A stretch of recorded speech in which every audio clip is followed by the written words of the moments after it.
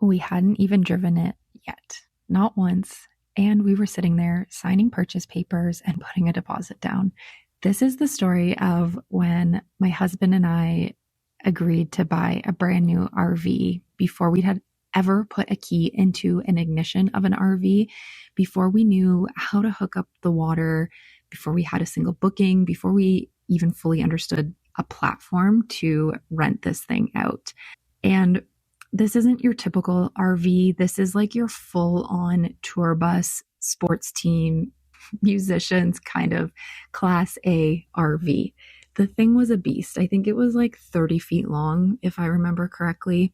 There were literally thousands of RVs listed on the app that we were using. And I found that out after. But here we were, first time buyers, but we were committed to buying something we had never driven. We were committed to planning to rent it out. And my vision was that we were eventually going to build out a fleet. And I had a system that I had chatted with my husband about, and he, God bless him, is always so trusting, and he's such an entrepreneur that we spitball off of each other. And he started jumping in on the like, okay, if we drive these for 3 years, we will be able to pull our money out, sell that one, and maybe even flip it a little bit and upgrade it. You know, I could do all the work myself, and then we'll take whatever we get from the sale of that vehicle, plus the revenue from the rentals, and we'll be able to constantly have this cycle of new RVs that we're renting out while they hold their value still within those first, like, honestly, I think probably about 10 years, but I'm sure he'd have a better figure around that. So that is actually the way that we operate together. We are very much in love with our delusional confidence and our abilities to trust each other. But let's go back to the story at hand here. So I wasn't the one doing the math in my head, and math is not my strong suit anyway, so it's not something that I even willingly enter into, but I was doing the vision casting for what this RV could look like. And I was visualizing us booked out. I was already thinking about how I was going to do the photos and the bedding that I was going to put in, and the fact that I wanted a certain type of buyer or renter in that RV. And I'm like, what do they want? They want a comfortable mattress. How many of those RVs, or anytime you just go to a cottage, anywhere that you're not in your own bed, it's never as good as being in your own bed. And I wanted that mattress to be the best of the best. And I wanted this like pillow top cover over top of the mattress so that it felt luxurious. And I wanted photos with a charcuterie board and a nice bottle of wine. And I wanted the towels to feel like you could touch them and that they were soft. And I just had this whole vision going on in my mind. And I just knew that I would take great photos, and photos sell themselves. My husband and I have experience in real estate and flipping houses. So I really understood that the emotional tie happens when somebody sees a photo of a place that they are going to live in, whether permanently or part-time. And so I knew I really had to create that. And that's where my mind was during this whole process. And I was also thinking about all the reasons that people could say yes to us and why they would choose us. Of course they would choose us. It was a no-brainer. And what's really cool is that even though we didn't pursue this RV business, we absolutely could step into it and start it anytime now and make it wildly profitable. So I'll explain why we ended up selling the RV later on in this episode, but it was actually an amazing experience with a profitable season, which wasn't even normal. But I genuinely believe that we were able to do this and kind of knock it out of the park in our first season, because I didn't know enough about the RV business. My husband didn't know enough about the RV business. I genuinely believe it's because neither of us knew enough about the RV business to talk ourselves out of it. So this episode is all about delusional confidence. And before you think I'm about to tell you to just manifest your way to a 6-figure business and skip the work, I'm not. That's not what this is about. but I am going to be making a case today that sometimes not knowing everything, not having all the details figured out, not being fully ready or fully equipped or even prepared in the slightest is actually your greatest asset. And I have the receipts to prove this. So let me take you back to 2020. We were in the thick of the pandemic and we were just so ready to kind of have a home on wheels and get out of Dodge if we ever felt like we needed to. And that wasn't the initial kind of thought that got planted for having a mobile home of some sort. So we started talking about getting an RV, and then we're like, well, maybe we should just rent it and then have it as this like backup thing for us personally if we ever want to leave the province, go somewhere, we just wanted to have that. And eventually that was the vision. Eventually we decided that, okay, there's a lot to this RV rental. And at that time, RVs were renting out like crazy. Everybody was getting ready to vacation in 2021. So we actually purchased it in December of 2020. And then we ended up taking it home early January 2021. So we had actually just kind of kept it in storage over the winter. And it was during that time that I kind of had some ideas around how we would run this business, what I could do, and how to build a fleet so that it was a legitimate business. And we also had this thing in our back pocket if we ever wanted to rely on it. Now, here's what we knew at the time. We knew that we wanted to do this, and that was basically it. We had never rented an RV. We'd never driven one. And like I said, I don't even think I'd ever stepped foot into one before the day that I purchased one. We did not have anything in place when we committed to buying this beast of a vehicle. We didn't have a system for cleaning. I didn't even have cleaners at first. We hadn't fully figured out how to price it. We hadn't researched what the average first year renter makes, which by the way, I found out later is about 2 to 3 bookings per season. And that's the average for your very first season, having your vehicle listed on an app or a website. We found out none of that before we were fully in. And what we did instead was just sign papers. We looked at this as a step-by-step process. We put the deposit down and then we paid for it in full before we drove it off the lot. And lo and behold, I was the one to drive it off the lot. And where I lived at the time was mainly highway access. And you can bet your bottom dollar that I had 0% confidence in getting myself with a Class A RV onto a highway. So I white knuckled it the whole way on back roads, which I actually think was a worse idea because back roads are up and down. They're curvy, they're bendy. It was literally the worst drive I think I could have ever imagined for myself.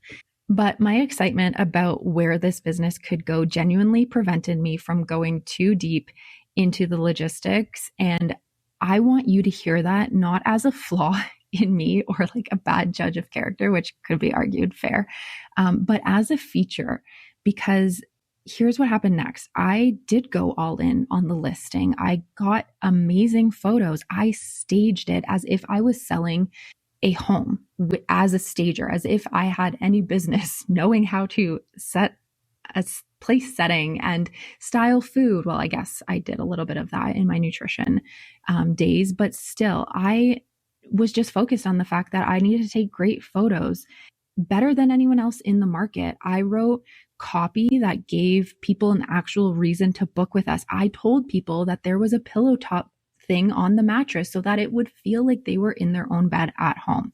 I thought about the guest experience before we ever had a single guest booking. I was competing with people who had been doing this for years, and I just decided that we were going to do things better, not because I had proof we could, but just because I decided that there were certain things that were barriers to entry for people. Do you want the bike racks? That's an extra $50. Do you want to bring your own linens? Then you can save $60. Do you want to have a barbecue? That's an extra $100. No, I wanted an all-inclusive experience. You don't have to pay extra for anything. I already had a bike rack kicking around in my garage that I wasn't using. So we put that thing on the back of the RV. We went out and bought $100 portable propane barbecue. I think it was propane. I don't know. That's a Joel question, not a Lee question. But we did all those extra things that really cost next to nothing, but that enhanced the guest experience. And what that led to was our first season from May until the end of October, which is a very long season, by the way. A lot of people don't consider their rental season until about like June, until Labor Day weekend in September, which is a Canadian holiday. But we were booked solid, not 2 to 3 bookings, booked solid. We were so booked solid that I had people returning the RV at 11 a.m. and other people picking it up at 3 p.m., sweating my absolute face off to get this thing cleaned, scrubbing toilets, scrubbing floors, using a toothbrush on fake backsplashes and getting every nook and cranny absolutely spotless so that it looked like a brand spanking new RV every single time someone stepped into it. I put in the groundwork. I understood every single nook and cranny that had to be cleaned in that thing because I got in there. I got into the weeds. I got into the trenches so that when I was hiring somebody to do the cleaning after about a month, I needed people to take over for me. I needed help with laundry. And so I was able to outsource that because I was booked solid. And I was able to hire the best cleaning people because I'd be like, hey, this thing comes up and people might put some stuff in here like backpacks or shoes that they want to stow away. Clean this all. Wipe it, vacuum it, mop it, everything. I knew every inch of that RV because I was willing to just do the work myself until I could outsource it, but also outsource knowing what I knew needed to be done to execute the job to a higher standard. That first season, after I paid our cleaners, after I had paid insurance, after I had paid for 3 oil changes and some minor repair work, which is a story for another day. I promise I will share that story because it is hilarious. And also there's so much to be learned from it. After we had done a tire rotation, all those things, after we paid out the app, and after I had replaced some tea towels and hand towels, just things that needed a little freshening up. And by the way, I went to IKEA for that. I just got stuff that looked cute and felt luxurious, but was actually dirt cheap. Our profit was just over $20,000 that first season. It was like 20,500 or something along those lines. Under 22K, but over 20,000. And that was really cool to see because most people were not even getting their oil changes covered in their first year. And here we were doing a little bit extra, understanding the experience that we want our renters to have, and them being the exact people, with the exception of one renter who did the damage, as you can imagine. Stay tuned for a part 2 on this story. But we were really just fixated on the fact that we could do this and we could do it better than people that had been doing this for like 20 years. Some people had RVs that were 20, 30 years old on the app, and they just weren't thinking as if there was new competition out there. And so that was really to our benefit, was just going into it with just some bold confidence, delusional confidence that we were going to make this successful. Of course we were. There was no other option. So what happened? It ended up being successful. Now, when I look at that and thinking of a $20,000 profit in one season with people that were the cleaning crew, had we kept going with this, we would have added more vehicles to our fleet. We would have had cleaners that likely would have been there full time. We would have had people doing the test drives and showing people how the vehicle worked so that we wouldn't have had to do that. But we never got to that point. And the reason for that was because we ended up deciding that we were moving to Costa Rica. So we ended up selling the RV because we just wanted to be done with everything that we had in Canada. We didn't want to have to deal with storage or anything like that. It was just easier for us to sell it. But we learned so much in that time. And the lesson that I want you to realize is that life can move very fast for you in your business when you say yes to things. So think about the people who would have researched this RV rental business properly, who would have spent months, like probably 6 months, reading forums and running projections and talking themselves through every possible scenario. They would have been ready to list this right around the time that I was already booked out for the season and profitable. And preparation is not the same as progress. And I think we confuse those two things constantly. Now, I want to be really clear about something because I don't want you to walk away from this episode thinking like I'm telling you to be reckless, because I'm not. There's obviously logistical things that you have to think about. Like, can I afford to carry this vehicle if I get 0 bookings? Our answer to that was yes, that would be a fine option for us. That would not have crippled us in any way. But that also wasn't the option that I was going to settle with. So delusional confidence is not about ignoring red flags. It's not launching something half baked and just hoping that somebody takes notice and somebody pays you. It's not about refusing to learn or to grow or to get better or how to be better. Here's what it actually is. It's that inner trust. It's trusting your ability to figure things out as you go more than you trust the plan that you could have laid out on paper. It's letting your vision be louder than the doubt that sinks into the back of your brain and can run that narrative 24/7 if you allow it. It's taking the action and actually moving while other people are still preparing to move. People will be preparing documents and logos and getting the right aesthetics of things while they're just simply not taking the action. So they think the business fails when it's really not. It was just that you were staying stagnant for too long. Learning to move, I'm like snapping my fingers here. I'm like, learning to move quickly is how you can actually execute your vision when you have so much energy and excitement behind it. There is a vision of preparation that serves you. So let's just be clear about that. So things like learning the basics, understanding your market, knowing your client, that all matters. But there is another version of preparation that it's just fear that is wrapped up in a productivity costume. And I've talked about this on some other episodes. When we get caught up in that perfectionism, we often view it as productive because it feels busy. It's spiking some cortisol, it's spiking some adrenaline, and that makes us think that, oh, we're moving, but we're actually not. And if you stay stuck in that, whether it's fear or it's perfectionism, that version will just continue to keep you there. It'll keep you stuck for years while you feel like you're doing something to move the needle on the vision or the dream or the business, whatever it is, ideally all three. But every month that you spend over preparing, you are also practicing waiting. And waiting becomes a habit faster than you think. I've watched people sit on brilliant, beautiful ideas that never get birthed. And guess what? If you don't birth it, somebody else will.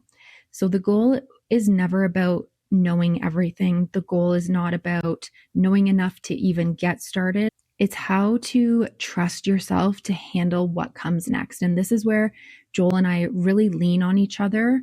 It's like, I trust that you're smart enough to figure this out, and you trust that I'm smart enough to figure that out. And so that is beautiful because we both have that inner trust within ourselves, but we also have that trust with each other. And so that is something that most of us need to work on. I'm not saying that this happened for us naturally, was always there. No, we intentionally over time proved to ourselves and proved to each other that there was a level of trust there where these decisions could be made quickly with confidence to execute them fully. And so if you don't have that trust, maybe with your partner or yourself right now, practice it. Get into rooms with other women who will trust you, who will see your vision, and who will build you up in excitement that you can't help but do anything other than freaking execute your plan. Learn to trust yourself with these decisions before you have any of the details mapped out. So I'm going to tell you another story really quickly. And this one will probably feel a little bit closer to home for most of you because it's about building a business in this industry in nutrition. When I first created my digital course, my very first course, it took me 2 years to get it off the ground. 2 freaking years of me working on this thing and making $0, only spending money, only wasting money, only having to tell people, yeah, it's coming, something's coming. I don't have anything to sell you right now. Oh my God. And it wasn't because I was lazy or uncommitted. If you know anything about me, I am the least lazy person. I'm annoyingly go in my business. I don't stay stuck in things, but it was because I was so determined to do it right, especially as like a new thing. Back then, digital courses were just starting to take off. I was doing everything wrong.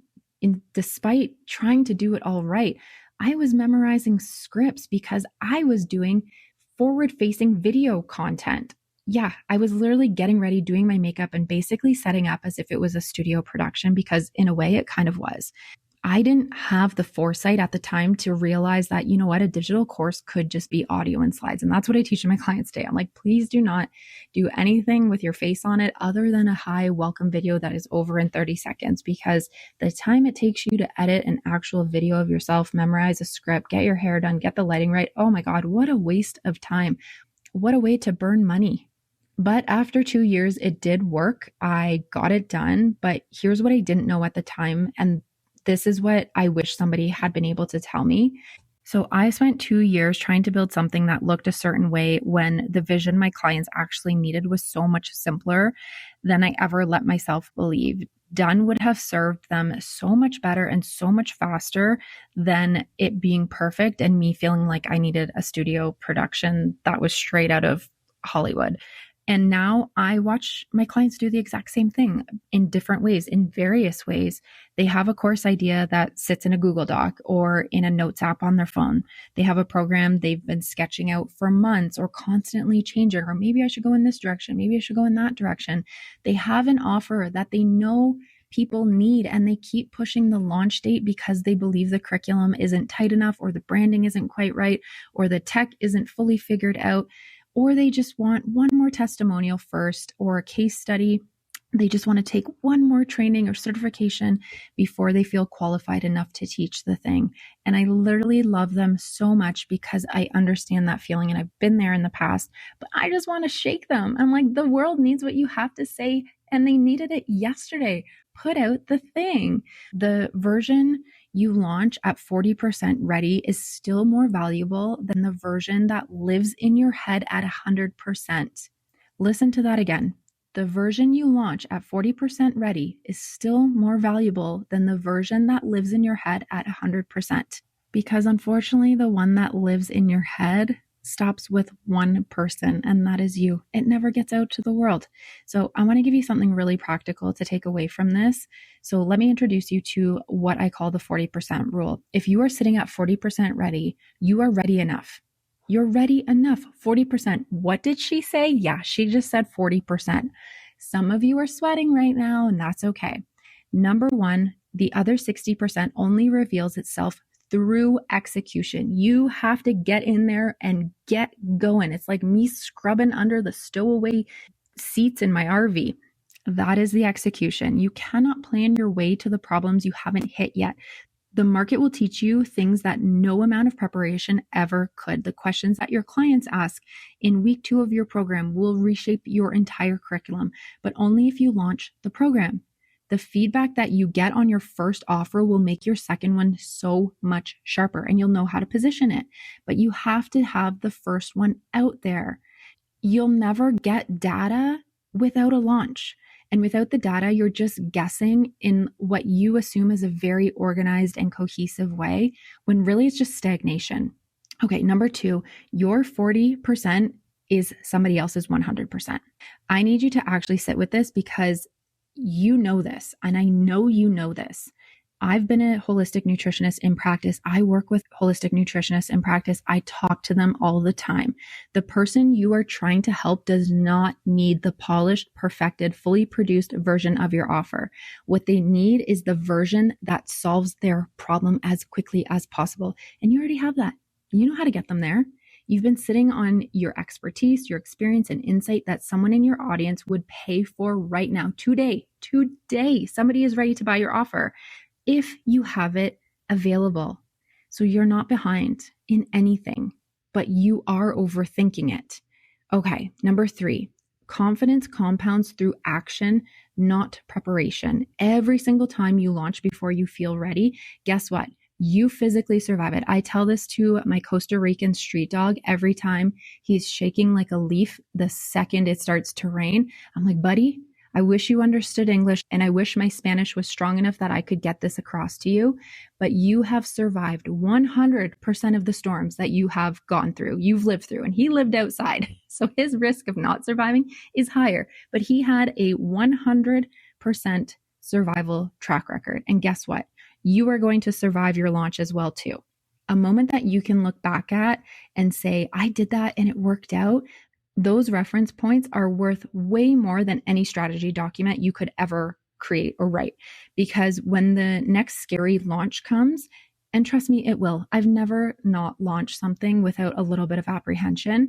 You won't just be hoping that you handle it. You'll know you can because you already have. You are your own proven track record. So the nutritionists who are building the real scalable businesses, they're not the most prepared people in the room. They are starting with the 40%. They're simply the ones who decided that their vision was more important than their fear. The mission, their ability to help was more important than their fear.